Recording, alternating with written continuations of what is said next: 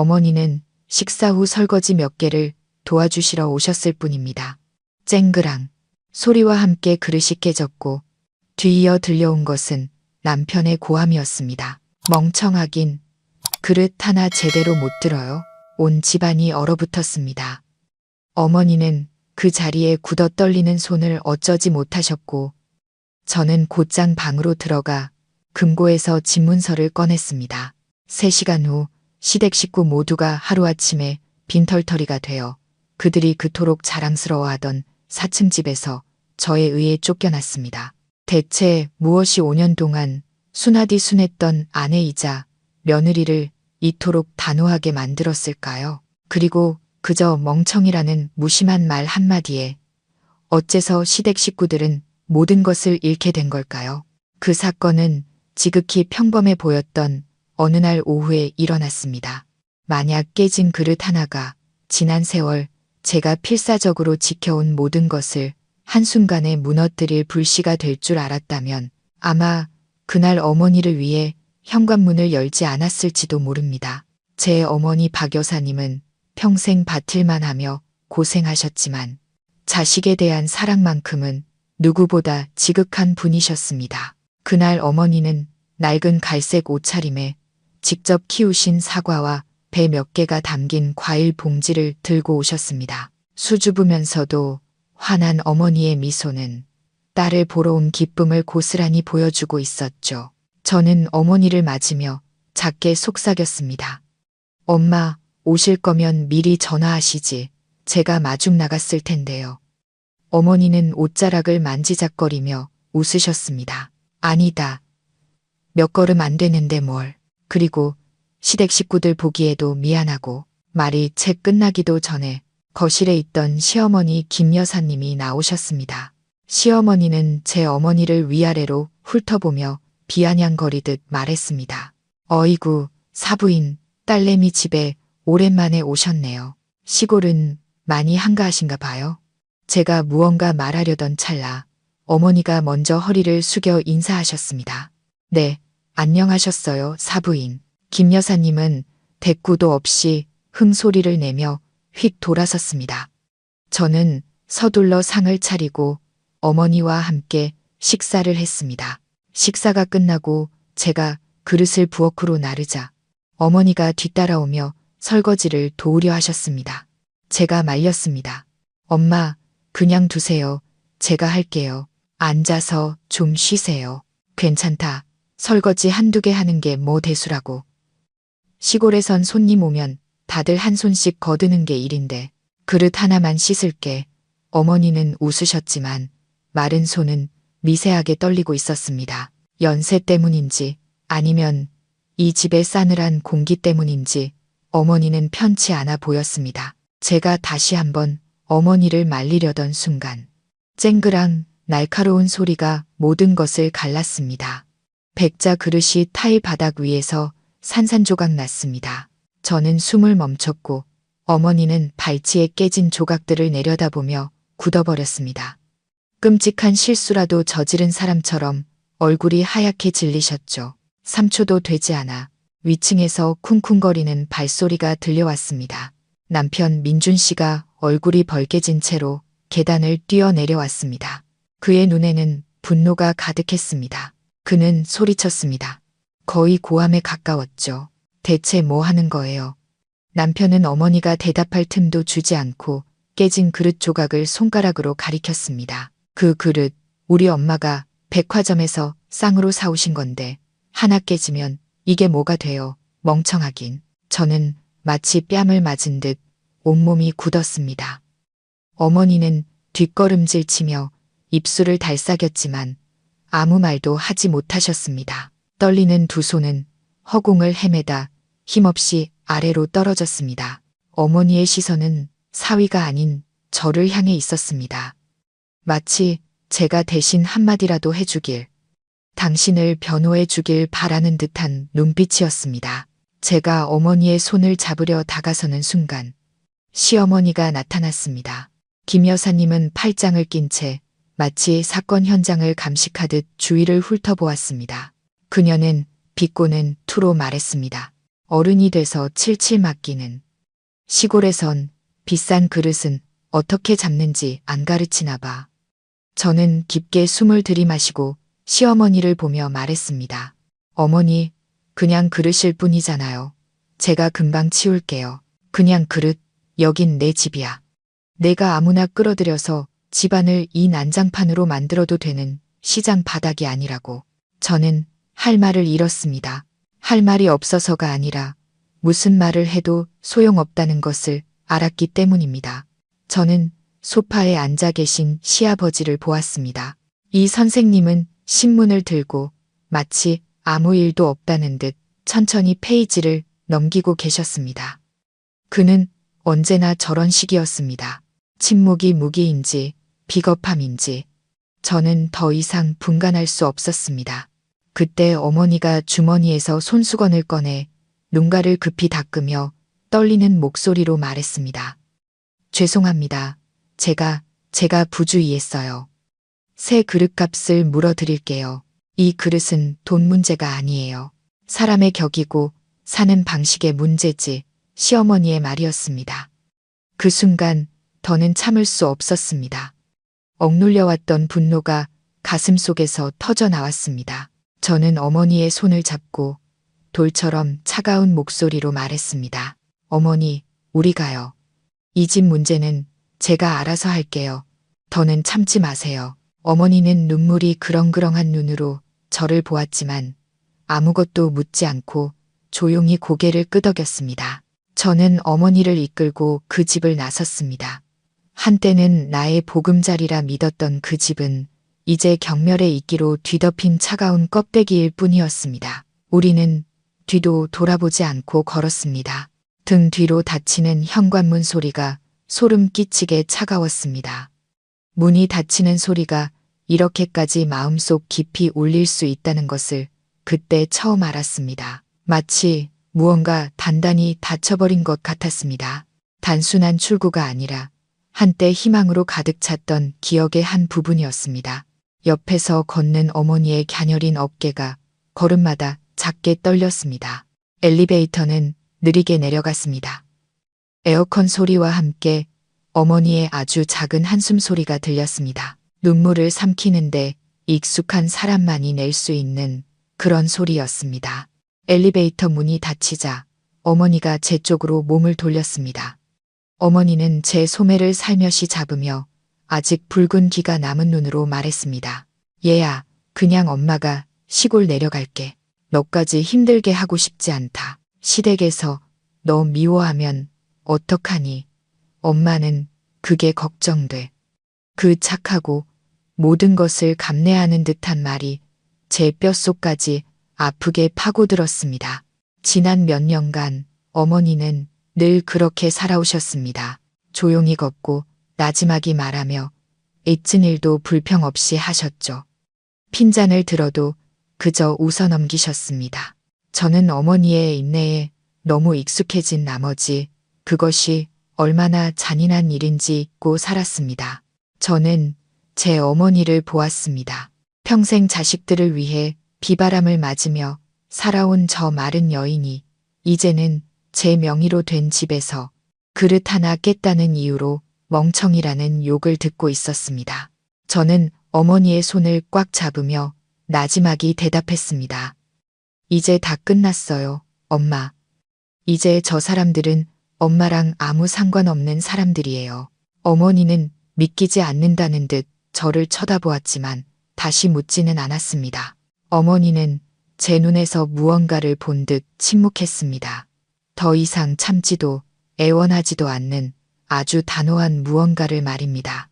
우리는 결혼 전에 제가 사두었던 시집살이 중 유일한 저만의 쉼터였던 작은 아파트로 갔습니다. 저는 어머니를 거실에 쉬게 하고 곧장 침실로 들어갔습니다. 남편이 바쁘다는 핑계로 시어머니와 함께 자겠다며 몇 달 동안이나 저 혼자 잠들었던 곳이었습니다. 이곳은 제게 단순한 휴식 공간이 아니라 시어머니의 잔소리나 시아버지의 냉담한 침묵에 방해받지 않고 온전히 제 목소리로 생각할 수 있는 유일한 공간이었습니다. 저는 작은 금고를 열었습니다. 그 안에는 제 예금 통장, 오래된 계약서들, 그리고 시댁 식구들은 전혀 존재를 몰랐던 것들이 들어 있었습니다. 개인 노트북을 켜고 은행 앱에 로그인했습니다. 제 주거래 통장에는 약 5천만 원이 남아 있었습니다. 결혼 전 금융회사에 다닐 때부터 모아온 돈이었습니다. 매달 월급의 20%를 이곳으로 빼돌려 마치 비상탈출구를 마련하듯 조용히 모아왔습니다. 저는 예전에 이 아파트를 살 때 도와주었던 변호사에게 메시지를 보냈습니다. 변호사님, 안녕하세요. 강남구에 있는 주택 소유권 이전 관련 서류를 준비하고 싶습니다. 이번 주 내로 최대한 빨리 뵐 수 있을까요? 그 사람들과의 모든 관계를 가능한 한 빨리 끊고 싶습니다. 메시지를 보내기 전 다시 한번 읽어보았습니다. 수정할 필요도 부드럽게 다듬을 필요도 없었습니다. 앞으로 제가 살고 싶은 방식처럼 명확하고 단호하게 저는 침대에 몸을 던져 하얀 천장을 바라보았습니다. 얼마나 오랫동안 나는 내 집에서 숨조차 크게 쉬지 못했던가. 버릇없다는 소리를 들을까봐. 얼마나 오랫동안 어머니를 향한 모욕을 애써 못 본 척했던가. 가족 간의 불화를 만들고 싶지 않아서 저는 스스로에게 되뇌었습니다. 조금만 참으면 괜찮을 거라고, 남편만 나를 사랑해주면 된다고. 하지만 그 사랑이라는 것도 타일 바닥에 떨어진 백자 그릇보다 더 약한 것이었습니다. 저는 조용히 눈을 감고 스스로에게 속삭였습니다. 나는 충분히 참았어. 목소리가 없어서가 아니라 저들이 떠나기 전에 얼마나 더 배은망덕해질 수 있는지 지켜보고 있었을 뿐이야. 누군가는 제게 물을지도 모릅니다. 고작 말 한마디 때문에 그렇게까지 할 필요가 있었냐고. 저는 그들을 탓하지 않습니다. 그들은 지난 6년간 그 집에서 살면서 제 어머니와 제 살칸에 얼마나 많은 작은 상처들이 겹겹이 쌓여왔는지 보지 못했으니까요. 강남의 대로변에 위치한 그 4층 집은 지나가는 사람 누구나 부러운 시선으로 쳐다보는 곳이었습니다. 사실 그 집은 남편 민준 씨가 산 게 아닙니다. 저와 결혼하기 전부터 제 명의로 할부금을 갚고 있던 집이었죠. 당시 저는 금융회사에 다녔고 월급이 아주 많지는 않았지만 꾸준했고 저축하는 습관이 있었습니다. 4년 가까이 일한 후 은행 대출을 받아 그 집을 사기로 결정했습니다. 그때 민준 씨는 아직 수습 마케터였고 사회생활 2년 차에 월급도 뻔해서 집 할부금 한 달치도 내기 벅찼습니다. 결혼 후 그는 가구 비용 일부를 보태 식탁과 몇 가지 가전제품을 샀습니다. 하지만 모든 것은 금세 왜곡되었습니다. 시어머니 김 여사님은 친척들에게 이렇게 말하고 다녔습니다. 우리 민준이가 집을 샀어. 아주 장하다니까. 장가 가자마자 바로 강남에 떡하니 집을 마련했잖아. 며느리가 아주 복이 터졌지. 저는 굳이 정정하지 않았습니다. 집은 사는 곳이지 공을 다투는 곳이 아니라고 생각했기 때문입니다. 제가 한 걸음 물러서면 모두가 서로를 향해 조금씩 다가와 줄 거라고 믿었습니다. 하지만 저는 틀렸습니다. 결혼식이 끝나고 일주일도 되지 않아 김 여사님은 제게 남편 집으로 주소를 이전하라는 서류를 내밀었습니다. 저는 조심스럽게 말했습니다. 어머니, 이 집은 제 명의로 산 건데 굳이 주소 이전을 할 필요는 없을 것 같아요. 시어머니는 미간을 찌푸리며 쏘아붙였습니다. 시집 왔으면 남편을 따라야지. 명의가 뭐 그리 대수야. 여긴 우리 집안의 집이야. 저는 일을 크게 만들고 싶지 않아 결국 서류에 서명했습니다. 2달 후 시어머니는 다시 제안했습니다. 너희 둘만 살기엔 집이 너무 넓다. 우리 부부가 며칠만 올라가서 같이 지내면 더 좋지 않겠니? 저는 억지 웃음을 지었습니다. 며칠이라는 말은 가볍게 들렸지만 불과 사흘 뒤 시아버지는 모든 짐을 싸들고 아예 눌러앉으셨습니다. 일주일 뒤에는 시누이, 나영 씨까지 캐리어를 끌고 와 3층을 전부 차지해 버렸습니다. 며칠이 5년이 되는 데는 아무런 예고도 없었습니다. 시골에 계신 제 어머니 박 여사님이 저를 보러 오실 때면 어머니는 늘 예전처럼 과일을 사오셔서 직접 껍질을 깎아 접시에 담아온 가족에게 권하셨습니다. 하지만 어머니가 과일 봉지를 내려놓기 무섭게 김 여사님은 주위를 둘러보며 목소리를 높였습니다. 어이구, 사부인 오셨네. 마침 잘 됐다. 부엌 가서 과일 좀 깎아와요. 우리 애들 먹게. 제가 나서서 말했습니다. 어머니, 제가 할게요. 엄마는 좀 쉬세요. 제 어머니가 자리에 앉으려 하자 김 여사님이 끼어들었습니다. 사부인도 손 하나 거들어야지. 세상에 어느 집 사돈이 와서 밥상 차려주길 기다리고 앉아만 있나. 어머니는 그 말을 듣고 멋쩍게 웃으며 조용히 부엌으로 들어가셨습니다. 저는 그 뒷모습을 보며 누군가 목을 조르는 듯한 답답함을 느꼈습니다. 하지만 저는 여전히 아무 말도 하지 않았습니다. 제가 약해서가 아니라 그저 일시적인 일일 거라 희망했기 때문입니다. 안타깝게도 그 일시적인 일들은 반복되어 습관이 되었고 이내 당연한 것이 되어버렸습니다. 제가 아꼈던 시누이 나영 씨는 한 번은 제 앞에서 대놓고 말했습니다. 저런 시골 촌뜨기랑 우리 집안이 사돈이라는 게 진짜 쪽팔린다. 저는 똑똑히 들었습니다. 나영 씨를 똑바로 쳐다보며 물었습니다. 방금 뭐라고 했니? 그녀는 눈썹을 치켜 올리며 비웃었습니다. 언니는 왜 맨날 모든 사람이 언니 엄마한테 나쁘게 군다고 생각해요? 저는 이 일을 민준 씨에게 말했습니다. 그는 휴대폰 게임을 하다가 눈을 한번 쓱 들었다가 다시 화면으로 시선을 내렸습니다. 에이, 뭘 그런 걸 가지고 그래. 엄마랑 아버지가 옛날 분들이라 그러시는 거지. 그 가벼운 한마디에 그가 결코 저를 이해하려 하지 않는다는 것을 깨달았습니다. 어머니가 상을 치우도록 불임을 당하고 비꼬는 말을 들었던 일들을 말했을 때도 그는 그저 음음할 뿐 제 편을 들어주지도 그렇다고 반대하지도 않았습니다. 그의 무관심은 때로 시어머니의 날선 말보다 더 저를 아프게 했습니다. 그리고 저는 익숙해지기 시작했습니다. 어머니가 오셔서 조용히 설거지하는 모습에 시누이가 가끔 뼈 있는 말을 던지고 아무렇지 않게 돌아서는 것에 남편이 아내를 향한 모든 부당함 속에서 투명 인간처럼 가만히 앉아 있는 것에 저는 침묵에 익숙해졌습니다. 하지만 보지 못해서가 아니었습니다. 저는 그저 그들이 어디까지 무심해질 수 있는지 지켜보고 있었을 뿐입니다.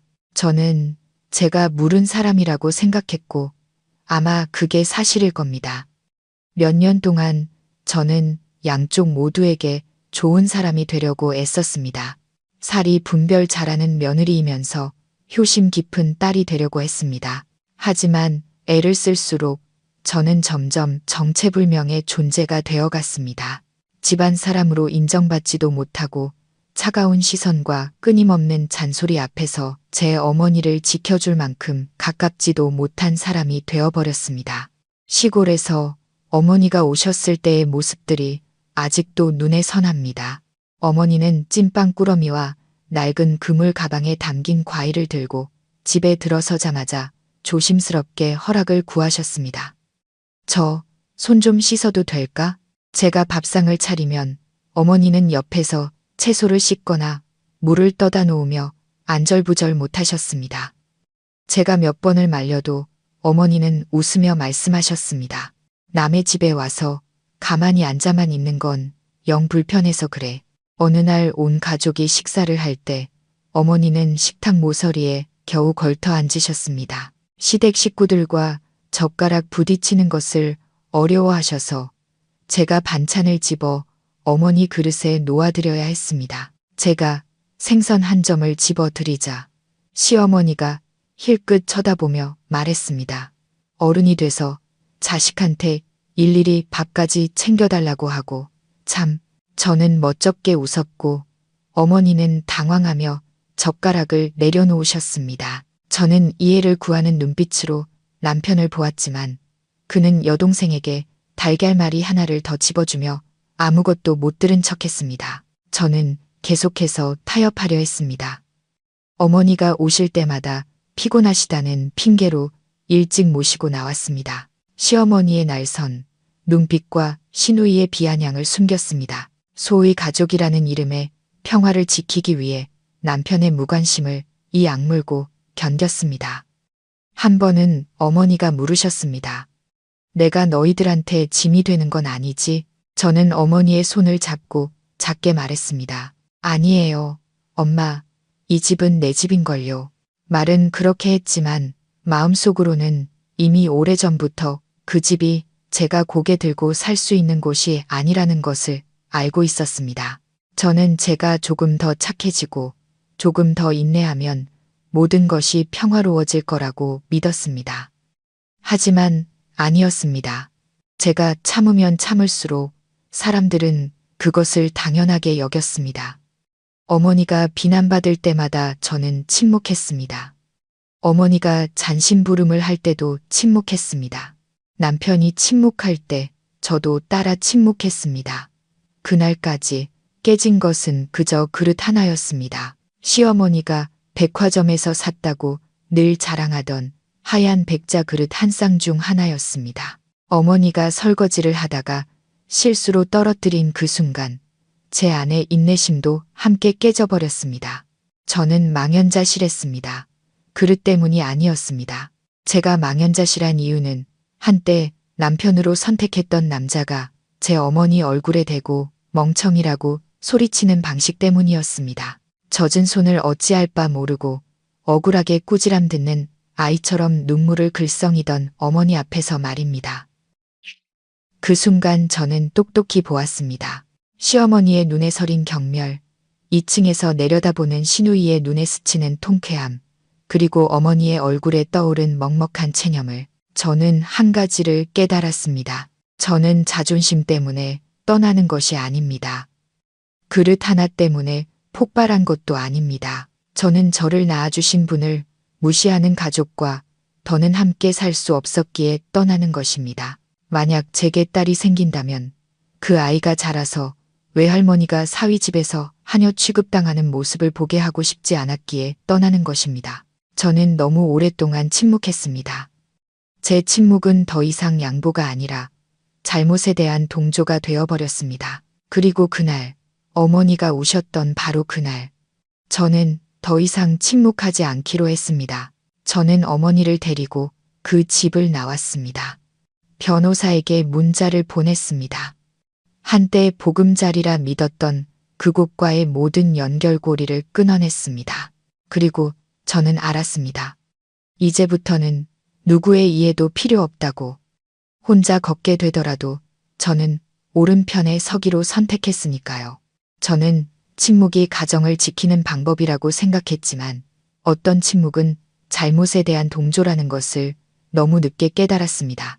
어머니를 모시고 나온 후 저는 어쩌면 모두에게 잠시 생각할 시간이 필요할지도 모른다고 생각했습니다. 각자 자신이 무슨 말을 했고 무슨 행동을 했으며 누구에게 상처를 주었는지 돌아볼 시간 말입니다. 하지만 저는 잊고 있었습니다. 어떤 사람들에게는 그런 시간이 필요 없다는 것을. 그들에게는 옳고 그름이 중요한 게 아니었습니다. 누가 더 목소리가 큰지, 누가 더 자기 편이 많은지가 중요할 뿐이었죠. 3일 후 민준 씨에게서 전화가 왔습니다. 그의 목소리는 분노에 차 있지는 않았지만 팽팽하게 당겨진 기타 줄처럼 긴장되어 있었습니다. 오늘 저녁에 집으로 와요. 엄마가 제대로 이야기 좀 하자고 하셔. 저는 똑똑히 들었지만 조금도 놀라지 않았습니다. 그가 말하는 제대로가 무엇인지 잘 알고 있었기 때문입니다. 그것은 해명도 사과도 아니었습니다. 신문이었고 비공개 재판이었습니다. 그리고 그 재판에서 친정 어머니를 데리고 집을 나간 며느리인 저는 피고인이 될 터였습니다. 제가 집 현관문을 열었을 때 모든 것이 준비되어 있었습니다. 거실은 이상할 정도로 정돈되어 있었습니다. 마치 회의를 위해 누군가 일부러 청소라도 한 듯 했습니다. 의자 5개가 일렬로 놓여 있었고 가운데 의자는 재판장의 자리인 양 조금 더 크고 높았습니다. 시어머니 김 여사님이 그 가운데 앉아 있었습니다. 그녀는 저를 쳐다보지도 않았습니다. 오른쪽에는 시아버지 이 선생님이 찻잔을 들고 앉아 계셨습니다. 늘 그렇듯 근엄한 표정이었습니다. 왼쪽에는 시누이 나영 씨가 다리를 꼰 채 앉아 스마트폰 화면을 넘기고 있었습니다. 민준 씨는 어머니 옆에 바싹 붙어 앉아 두 손을 마주잡고 바닥만 내려다보고 있었습니다. 그의 표정은 분노인지 난처함인지 아니면 그저 회피인지 알 수 없었습니다. 저는 그들 앞에 섰습니다. 아무도 앉으라고 권하지 않았고 저 또한 기대하지 않았습니다. 저는 맞은편 의자에 앉았습니다. 시어머니가 먼저 입을 열었습니다. 그녀의 목소리는 칼날처럼 날카로웠지만 애써 침착한 척하고 있었습니다. 내가 너를 부른 건 싸우자는 게 아니야. 그날 있었던 일, 집안 사람들이 다 봤어. 네가 시어머니 얼굴에 먹칠하고 남편 망신시켰으니 그건 버릇없는 짓이야. 내 사과를 듣고 싶다. 제가 입을 열기도 전에 그녀는 제 얼굴을 향해 손가락질하며 더 이상 평정을 유지하지 못한 채 소리쳤습니다. 내가 내 아들 30년 키우면서 너처럼 내 얼굴에 똥칠한 년은 처음 본다. 그녀가 내뱉는 모든 단어가 제 심장에 못처럼 박혔습니다. 아파서가 아니라 너무나 익숙해서였습니다. 언제나 자신이 더 큰 소리 낼 권리가 있고 남편을 낳았다는 이유만으로 무조건 옳다고 믿는 그녀의 방식이었습니다. 저는 민준 씨를 보았습니다. 그는 여전히 고개를 숙인 채 말이 없었습니다. 정신을 차리기도 전에 시누이 나영 씨가 고개를 들었습니다. 그녀는 입꼬리를 올리며 빈정거렸습니다. 언니, 이 집 보고 우리 오빠랑 결혼했으면서 이제 와서 집을 팔겠다니 본색 드러내는 거예요? 저는 나영 씨를 차갑게 쳐다보았습니다. 분노가 아닌 그녀가 스스로 스마트폰을 내려놓게 만들 만큼 차가운 시선이었습니다. 하지만 그녀는 마지막까지 비웃음 섞인 콧소리를 내뱉는 것을 잊지 않았습니다. 저는 가만히 앉아 있었습니다. 사람들이 제 얼굴에 대고 손가락질을 할 때조차 아무런 반응도 하지 않았습니다. 약해서가 아니었습니다. 지금 반응하면 버르장머리 없는 년이라는 또 다른 죄목이 추가될 것을 알았기 때문입니다. 저는 가방을 열어 서류 뭉치 하나를 꺼냈습니다. 그들이 단 한 번도 관심을 두지 않았던 것들이었습니다.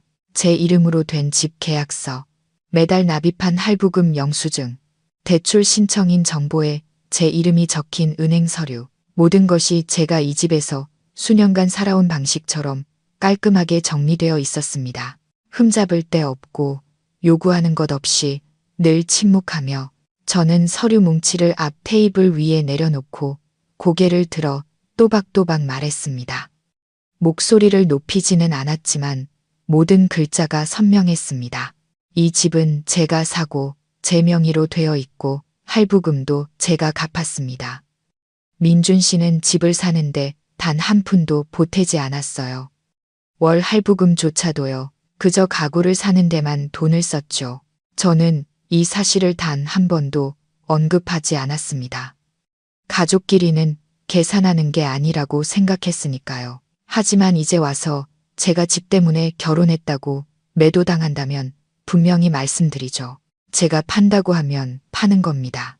제가 집 계약 서류를 거실 테이블 위에 올려놓았던 마지막 순간을 똑똑히 기억합니다. 방 안은 기이할 정도로 조용했습니다. 마치 모두가 그동안 애써 외면해왔던 진실을 받아들이려 애쓰는 듯했습니다.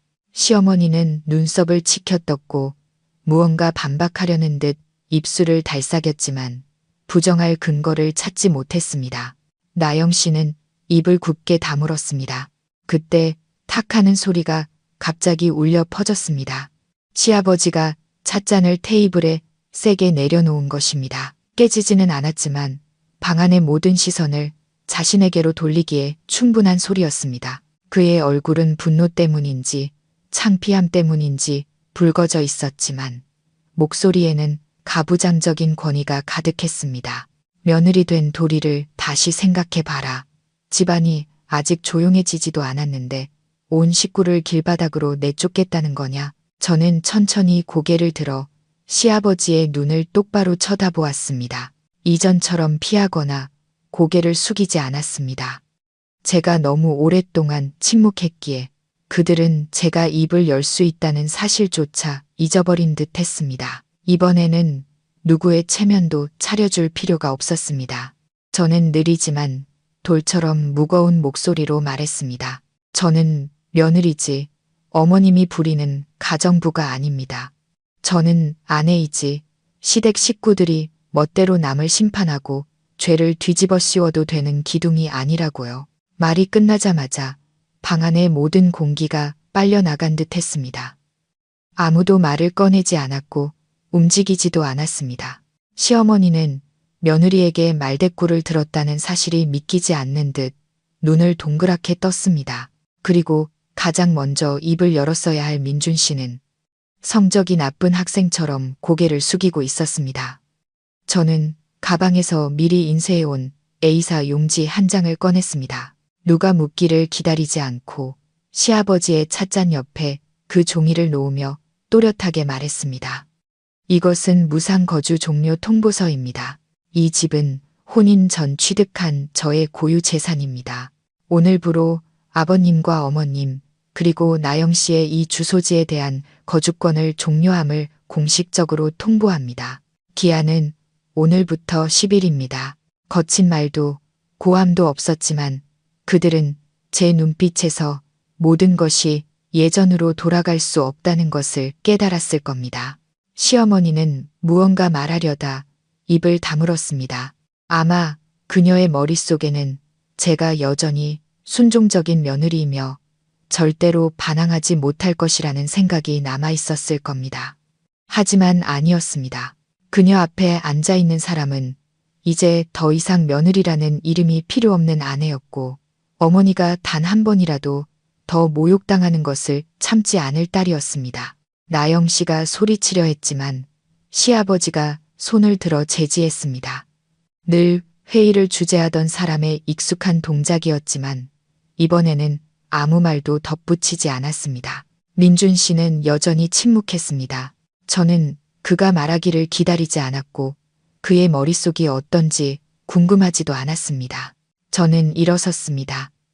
인사도 허락도 구하지 않고 누구도 돌아보지 않은 채 그 거실을 걸어 나오면서 저는 그들이 수년간 저를 꽝참했던 엉터리 도덕의 굴레에서 완전히 벗어났음을 알았습니다. 눈물도 말싸움도 아니었습니다. 명확하고 합법적이며 부인할 수 없는 행동으로 그때 제 마음속에는 분노가 없었습니다. 그저 한 문장만이 메아리 쳤습니다. 이제부터 사과는 필요 없다. 더 이상 아무도 우리 엄마를 무시할 수 없게 되는 것, 그것만으로 충분하다. 참는 게 이기는 것이라는 말을 들은 적이 있습니다. 하지만 살아갈수록 깨닫게 됩니다. 3일 후 제가 거주 종료 통보서를 보낸 그 4층 집에는 더 이상 시어머니의 슬리퍼 끄는 소리도 시누이가 의자를 끄는 소음도 남편이 한숨 쉬는 모습도 없었습니다. 모든 것이 제자리로 돌아왔습니다. 깨끗하고 정돈되었으며 더 이상 사람을 무시하는 악취가 나지 않는 집으로 법적 기한에 맞춰 쫓겨난 그들은 복잡한 서울 한복판에서 떠도는 신세가 되었습니다. 처음에는 시어머니가 온 가족을 데리고 고무댁으로 갔습니다. 시어머니가 제 앞에서 늘 우리는 무슨 일이 있어도 서로를 버리지 않는 친자매 같은 사이라고 말했던 분이었습니다. 저는 그 자리에 없었지만 나중에 이웃에게서 그 이야기를 전해 들었습니다. 처음에는 고모되는 분이 억지 웃음을 지으며 들어와서 물이라도 마시라고 했다더군. 근데 며칠 못 가서 결국엔 대놓고 말했다나 봐. 언니, 우리 집도 지금 좁아 터져요. 애 둘에 갓난 손주까지 있는데 내 식구가 더 들어오면 어떻게 살아요. 그것은 더할 나위 없이 단호한 거절이었습니다. 시어머니는 자신이 거절당할 것이라고는 상상도 못했을 겁니다. 그녀에게 시어머니, 집안의 어른이라는 지위는 누가 봐도 양보해야만 하는 것이었으니까요. 하지만 친척집 대문 앞에서 그녀는 그 지위 외에는 아무것도 가진 게 없다는 것을 깨달았습니다. 사람들은 그녀가 고모댁을 나올 때 얼굴이 흑빛이 되었지만 꼿꼿이 허리를 펴려고 애썼다고 했습니다. 모퉁이를 돌자마자 그녀는 늘 그랬듯 나영 씨에게 화풀이를 했습니다. 다 너 때문이야. 내가 널 어떻게 키웠는데 부모 잠잘 곳 하나 마련 못해? 대체 어떻게 살았길래 이제 와서 여기저기 구걸이나 하고 다니게 만들어? 나영 씨는 에어컨도 없는 서울 날씨에 이미 지칠 대로 지쳐 있었습니다. 그녀는 버럭 소리쳤습니다. 엄마는 꼭 내가 원인인 것처럼 말하더라. 그 여자가 우리를 쫓아낸 거잖아. 잊었어? 두 사람은 그렇게 서로에게 책임을 떠넘겼습니다. 시아버지는 언제나처럼 말이 없었지만 이제 그의 눈에는 더 이상 여유가 없었습니다. 그는 SDN, 즉 체면을 중시하는 사람이었지만 이미 오래전에 문제 해결 능력을 잃어버렸습니다. 결국 그들은 변두리에 있는 낡고 허름한 단칸방을 얻었습니다. 25제곱미터도 안 되는 벽지가 벗겨지고 에어컨도 없는 방이었습니다. 예전에 시어머니는 이런 곳을 스쳐 지나가기만 해도 얼굴을 찌푸리며 말하곤 했습니다. 저런 데가 사람 사는 곳이야. 쳐다보기도 싫네. 하지만 이제는 삐걱거리는 나무 침대 가장자리에 웅크려 잠을 청하는 사람이 바로 그녀 자신이었습니다. 나영 씨는 매일 덥다, 가렵다, 먼지 난다며 불평을 쏟아냈습니다. 민준 씨는 가장 조용했습니다. 그는 여전히 출근하고 퇴근했지만 아마 지금처럼 명확하게 깨달은 적은 없었을 겁니다. 예전에 그 집이 저절로 생긴 것이 아니었다는 사실을 말입니다. 그것은 그가 단 한 번도 편들어주지 않았던 아내의 희생과 노력의 결과물이었습니다. 그들은 각자의 고통 속에서 집이란 당연한 것이 아니라 권리를 가진 자가 베푸는 은혜였다는 것을 깨닫기 시작했습니다.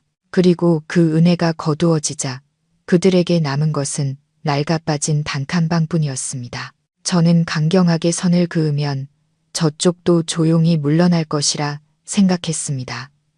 하지만 아니었습니다.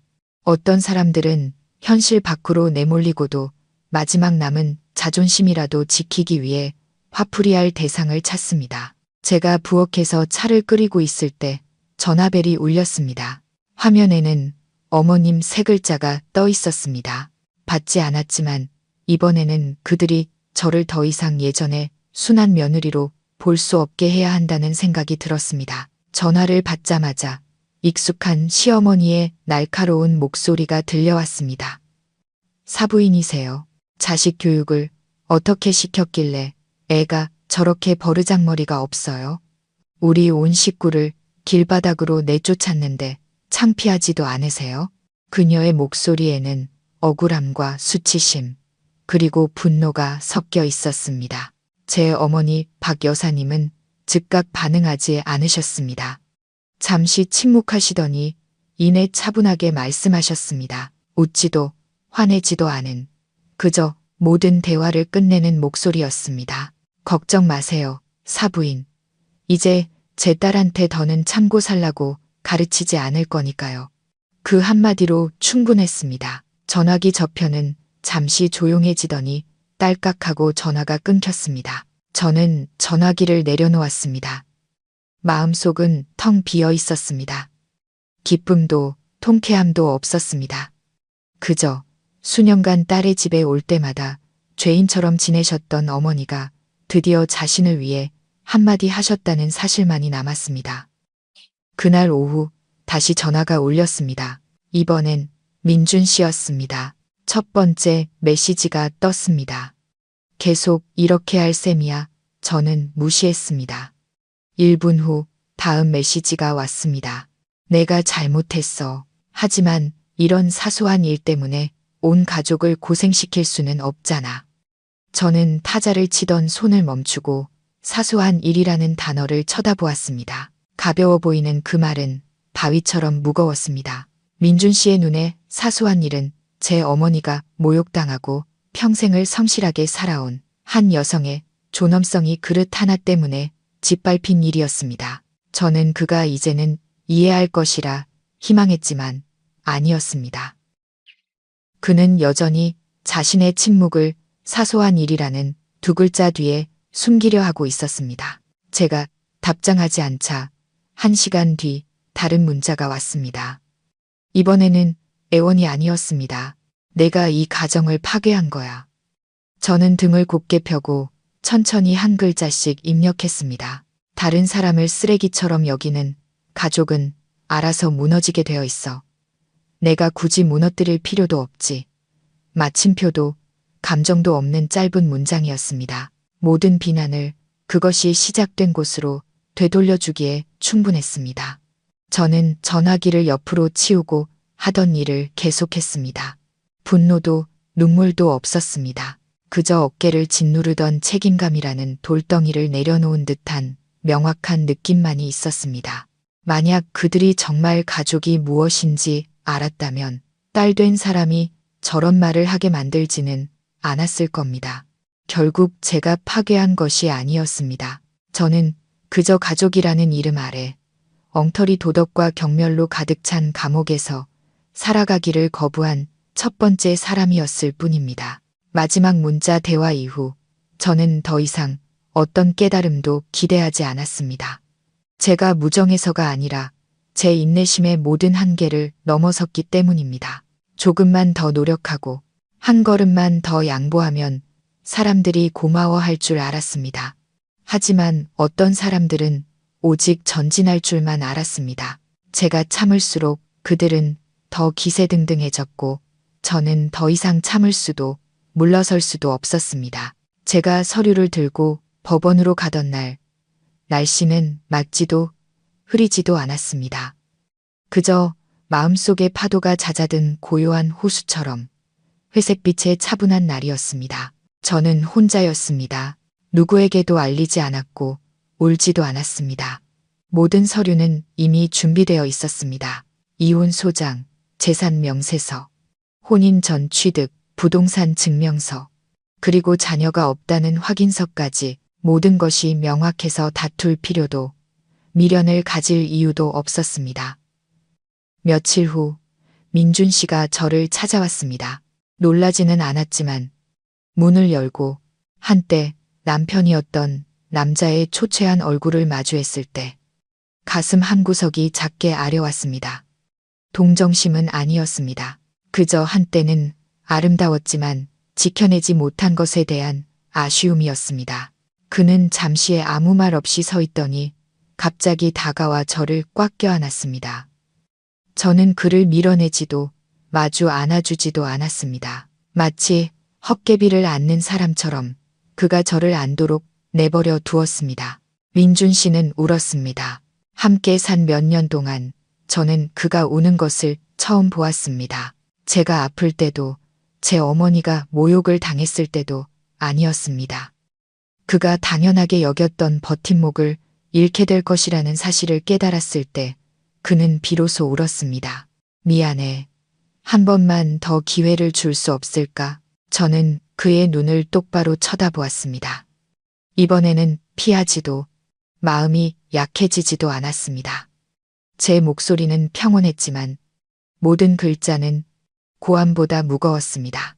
나는 가난할 수도 있고 빈손일 수도 있어. 하지만 나를 키워주신 우리 엄마는 존중받아야 해. 그런데 당신은 지난 몇 년간 당신 어머니가 우리 엄마를 짓밟을 때 단 한 번이라도 나선 적 있어? 그날 기억해. 당신이 우리 엄마한테 멍청이라고 소리쳤던 거. 그 말 나는 평생 죽을 때까지 잊지 못할 거야. 나는 당신을 사랑했고 가족이라는 이름 때문에 참았어. 하지만 당신은 영원히 당신 어머니 치마폭에서 벗어나지 못하는 아들일 뿐이야. 그 말은 마지막 칼날인 동시에 제가 그에게 했던 가장 솔직한 말이었습니다. 민준 씨는 대답 없이 저를 놓고 돌아섰습니다. 복도 불빛 아래 비친 그의 뒷모습은 제 기억 속보다 더 작고 마르고 희미해 보였습니다. 일주일 후 법원에서 결정문을 받으러 오라는 연락이 왔습니다. 모든 것은 신속하게 처리되었습니다. 재산 분쟁도 조정 요구도 없었습니다. 제 명의의 혼전 재산은 법에 따라 온전히 보호되었습니다. 아무도 다투지 않았고 울지도 않았습니다. 그저 합법적인 끝이었습니다. 저는 판결문을 들고 법원을 나섰습니다. 마음은 가볍지도 무겁지도 않았습니다. 마치 먼지 쌓인 오래된 방의 문을 스스로 열고 마침내 밖으로 나와 신선한 공기를 마시는 기분이었습니다. 저는 뒤돌아보지 않았습니다. 지켜야 할 것은 이미 지켰고 놓아야 할 것은 이미 놓았으니까요. 그들을 다시 마주치게 될 줄은 몰랐습니다. 그것도 그렇게 평범한 장소에서 말입니다. 어느 날 오후 저는 마트에 들러 몇 가지 생필품을 사고 있었습니다. 이제 제 삶은 꽤 평화로웠습니다. 작고 아담한 아파트에서 저는 비로소 제 공간의 진정한 주인이 된 기분을 느끼며 자유롭게 살고 있었습니다. 계산대를 지나가려던 순간 저는 걸음을 멈췄습니다. 익숙하지만 예전처럼 쩌렁쩌렁하지는 않은 목소리가 들려왔습니다. 저기요, 물건 진열 좀 도와주세요. 고개를 돌려보니 그곳에는 전 시어머니 김 여사님이 서 있었습니다. 한때 고급 소파에 앉아 다른 사람에게 온갖 명령을 내리던 그녀였습니다. 이제 그녀는 마트 유니폼을 입고 바코드를 찍고 있었습니다. 구겨진 옷깃, 비닐 장갑을 낀 어색한 손놀림. 그때 배달 기사들이 물건을 픽업하는 곳에서 익숙한 인형이 다가왔습니다. 전 시누이 나영 씨였습니다. 제 어머니를 문 밖으로 밀치며 시골 촌뜨기라고 아무렇지 않게 불렀던 그녀였습니다. 우리는 아주 짧은 순간 눈이 마주쳤습니다. 나영 씨의 시선은 저를 스치자마자 마치 강한 햇빛에 눈이 부신 사람처럼 황급히 바닥으로 떨어졌습니다. 저는 그것이 햇빛이 아니라 부끄러움의 시선이라는 것을 알았습니다. 저는 예전처럼 허리를 숙이거나 안절부절 못하지 않고 꼿꼿이 서서 가볍게 고개만 끄덕였습니다. 그리고 아무 말 없이 발걸음을 옮겼습니다. 만약 제가 멈춰서서 무언가 말을 건넸다면 이 만남은 제가 베풀고 싶지 않은 동정이 되었을 것이기 때문입니다. 마트를 나와 깊게 숨을 들이쉬었습니다. 이상하게도 분노나 통쾌함은 느껴지지 않았습니다. 그저 저를 무시했던 사람들이 그들이 상상했던 것과는 다른 삶을 살고 있는 모습을 보며 오래된 책의 마지막 장을 덮는 듯한 기묘한 감정이 들었습니다. 그날 저녁 어머니와 식사를 하며 그 일을 말씀드렸습니다. 어머니는 두부 부침을 집어 조심스럽게 불며 마치 오래전부터 알고 있었다는 듯이 말씀하셨습니다. 얘야, 어떤 사람은 그릇 하나 깼다고 엄마를 멍청이라고 욕했지. 하지만 진짜 멍청한 건 자기를 위해 참고 견뎌준 사람들을 업신여기는 거란다. 저는 제 어머니를 보았습니다. 한낮에 제 집에서 쫓겨나야 했던 그 여인이 이제는 제 곁에 앉아 평온한 눈빛과 온화한 미소를 짓고 있었습니다. 저는 조용히 고개를 끄덕였습니다. 어머니는 제게 복수를 원하지 않으셨습니다. 그저 제가 올바르게 살고 무시당했을 때 당당히 일어설 수 있기를 바라셨을 뿐입니다. 그리고 처음으로 제 마음이 정말 가벼워진 것을 느꼈습니다. 그들을 초라한 상황에서 마주쳤기 때문이 아니라 제가 더 이상 고개 숙여야 하는 위치에 있지 않았기 때문입니다. 가족 안에서 한 사람만 참고 다른 모두가 그를 무시한다면 그 인내는 언젠가 어리석음이 되고 맙니다. 자신의 한계를 정하고 만약 누군가 당신의 어머니를 모욕한다면 당신은 그럴 자격이 없는 가족을 떠날 권리가 있습니다. 마음 쉼터 구독자 여러분, 오늘 이야기의 끝까지 함께 해주셔서 감사합니다. 혹시 여러분도 부당한 대우를 받거나 묵묵히 참고 계시는 어머니의 모습을 본 적이 있으신가요? 혹은 가정의 평화를 위해 참고 또 참아본 경험이 있으신가요? 이 이야기가 제게 그랬던 것처럼 여러분의 마음에도 작은 울림을 주었기를 바랍니다. 혹시 여러분 주변에도 비슷한 상황에 처한 분이 계신가요? 여러분의 이야기를 댓글로 남겨주세요. 여러분의 이야기가 듣고 싶습니다. 오늘 이야기가 마음에 드셨다면 좋아요와 구독 버튼을 눌러주시고 다음에도 가슴 깊이 남을 이야기로 찾아뵙겠습니다. 때로는 침묵을 깨는 작은 목소리 하나가 누군가에게는 다시 일어설 용기가 되기도 하니까요. 여러분의 밤이 평안하기를 바랍니다.